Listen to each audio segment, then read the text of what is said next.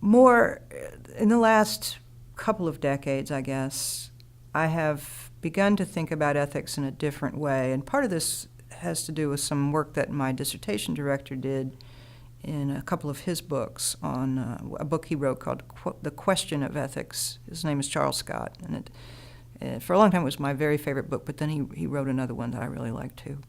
Anyway, one of the things he talks about in that book is the word ethics. It comes from ethos, from Greek, and it used to mean, in Greek, it meant something more like a way of life. It didn't mean something like we think of now, professional ethics, a set of rules that you follow. And it didn't just mean like not cheating or whatever. It was a deliberate way of life. It was a reflective way of life. And it might be any way of life. The ancient Stoics or the ancient Cynics or the Epicureans, they had different ways of life. But those were, each one was an ethos. It was a way of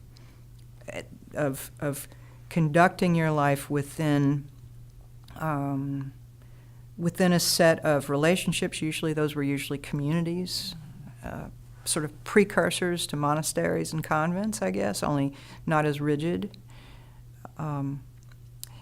So I started thinking about ethics that way.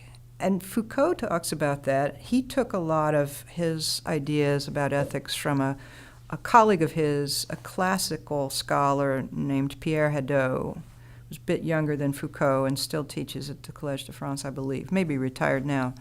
But he's written a lot about the ancient, the Hellenistic philosophers and their ways of life. He talks about philosophy as a way of life in the ancient world.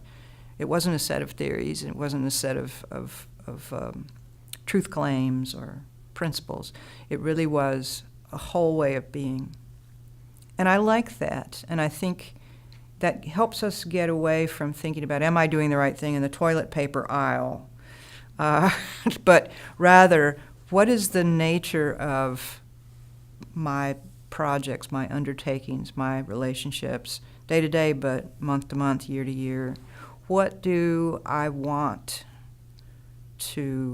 how do I want to shape my life? Not just a career, but all of those things. Foucault talked about it as an art of existence.